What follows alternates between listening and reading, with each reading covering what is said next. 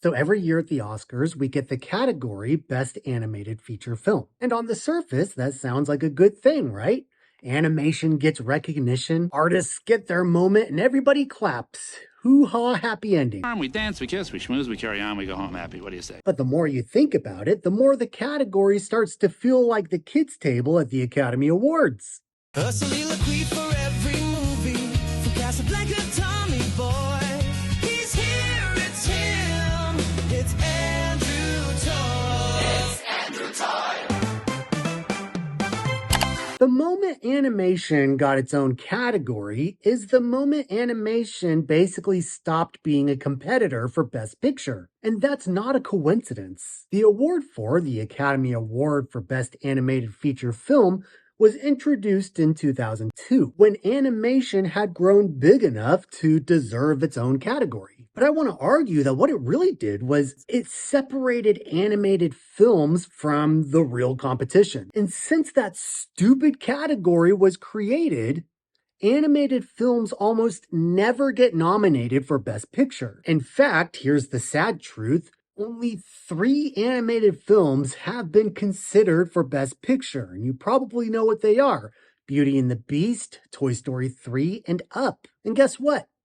None of them won. Surprise, surprise, surprise! Which means that for over 90 years at the Oscars, the most complex form of filmmaking has literally never won the Academy Award's biggest prize. And honestly, that's kind of ridiculous. One of the biggest problems here is that animation is not a genre. It's a medium. Think about it. Live action movies can be action, horror, comedy, romance, sci-fi, western. And guess what?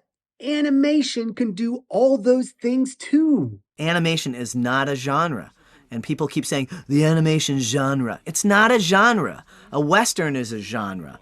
Animation is an art form, and it can do any genre. You can have animated horror. You can have animated war movies if they dare to try. You can have animated documentaries, for crying out loud. But the Oscars treat animation like it's one big category called cartoons. Did you see that? Nobody takes a wallop like Goofy. What timing, what finesse, what a genius! Like, it just makes no sense. Even filmmakers have pointed this out. Like Guillermo, why is your name so stupid? Guillermo. Even filmmakers have pointed this out. Like when Guillermo del Toro won Best Animate, like when Guillermo del Toro won Best Animated Feature Film for Guillermo del Toro won Best Animated Film for Guillermo del Toro's Pinocchio, he famously said something that should be printed on the Oscar stage. He said animation is cinema. Animation is cinema. Animation is not a genre. It's not a side dish. It's not the kids' table. It's not an afterthought. It's cinema. Look at it from a commercial point of view. More adults go to animated films than they ever have on their own without kids. It happens. Creepers. My wife's all, creepers.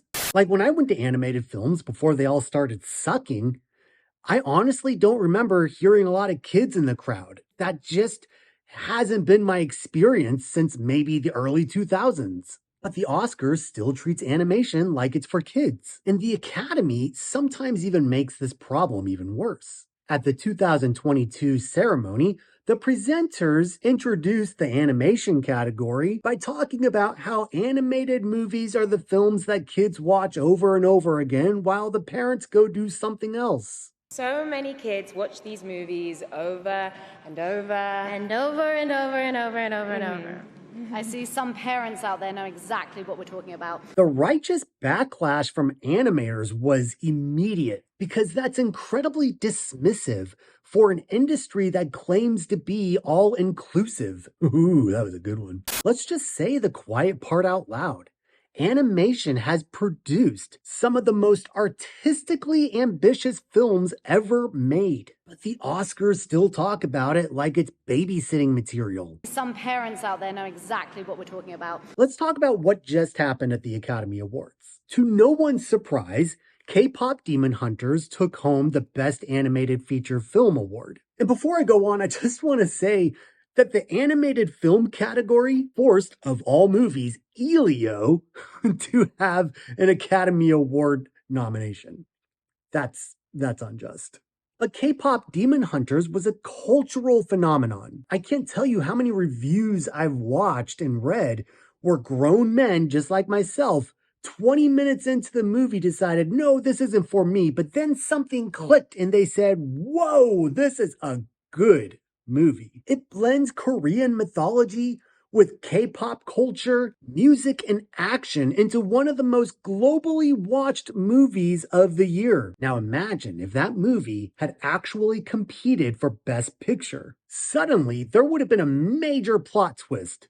The Academy Awards would have had a huge showdown on their hands. You could have had K-pop Demon Hunters, a vibrant animated story rooted in Korean pop culture and mythology, versus Sinners, a historical horror drama exploring Black American experiences during the Jim Crow era. Two films representing completely different minority cultures, two totally different filmmaking styles, animation versus live action. Now that, my friends, is an actual cinematic debate. But instead, animation just gets sent away to its own corner of the ceremony, just like any movie you go see in the theaters today. No tension, no competition, no suspense, just a polite little golden statue. And if you look at past Oscars, there are several years where the animated movie was so much better than the Best Picture nominations. In 2008, the Best Picture winner was Slumdog Millionaire. It's a fine movie. I don't see why it won Best Picture, but I also don't see why WALL-E wasn't up against it. Can anybody really say that Slumdog Millionaire is better than WALL-E?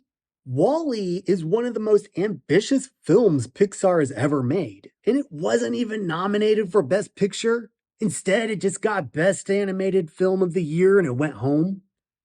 I mean, and I'm not even a big fan of WALL-E, but I get the hype. I understand it objectively, that it is a film that is above heads and shoulders of most other films and even most other animated films because of its unique take and style. It's not above heads and shoulders. It's not above heads and shoulders. Head and shoulders above. It's robots above. Unless you're talking about the dandruff shampoo, and then maybe you were right. I don't know. Oh, I'm going to edit that one out. In 2018, the Best Picture went to Green Book, which, I don't know, let's just say it aged. Meanwhile, that year, animation gave us Spider-Man Into the Spider-Verse. Hello? Hello? Hello? Anybody home? A groundbreaking visual masterpiece that practically reinvented the way animated movies are made. It influenced animation, comic book adaptation, and visual effects across the entire industry. And again, not nominated for Best Picture. Come on! Personally, I think the sequel, Across the Spider-Verse, is even better than that one. And that also wasn't up for Best Picture. But don't worry, I'm sure that one also got a participation trophy. Here's your award. You existed for a minute. Now go away. The year the Best Animated Film category was introduced, A Beautiful Mind won, which I love that movie. But animation that year included Shrek, a movie that single-handedly reshaped animated comedy and pop culture for decades. But don't worry, folks. It got its award for being Best Animated Movie. Like, that was a big surprise. I mean, what else was that award going to go to that year? Jimmy Neutron, Boy Genius? The biggest problem is simple to figure out. The animation category creates a glass ceiling. But once voters remember that there is an animation category for the animated movies while they're filling out their ballots, then they stop considering it for the actual big award. It's like telling all the thousands of people it takes to make an animated movie, don't worry, you don't need to compete with the big people, okay? The big people will handle the ceremony. The adults are talking. But don't worry, you've got your own prize. We'll just toss it over to you at the beginning of the show, and that way we can just be done with you.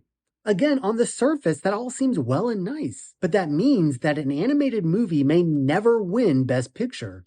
And I'm not trying to be one of those people that, you have to represent everything and everyone and throw in it. I'm not trying to muddy the waters. Last year's K-pop Demon Hunters aside, if we ever get an animated movie that lives up to Beauty and the Beast, Toy Story 3 and up, And How to Train Your Dragon. and okay, I'll say How to Train Your Dragon. A lot of people like that, and I respect it. It's a great film. If we ever get those kind of movies again, I would really like to see them compete against the actual competition. Honestly, if the Oscars really want to be all-inclusive and represent everybody, then they would respect animation for the craft that it is, or at least once was. So just let animated films compete for the Best Picture award again. Get rid of that patronizing category. We don't want it anymore. No, we never wanted it. And also, why don't we have a Best Animated Director category?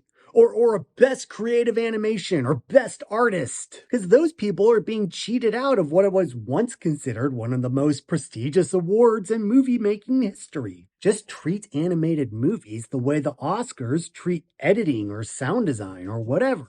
Because animation isn't a genre. It's one of the most difficult filmmaking techniques ever invented. And the fact that the Oscars think that it still belongs at the kids' table is probably the most offensive thing Hollywood has done. For sure. Yeah, no, that's extremely not true.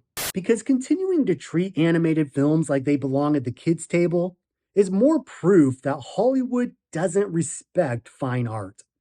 Thanks for watching, and I hope to see you in the next video. I have about a third left of this. Laundry is never gonna die.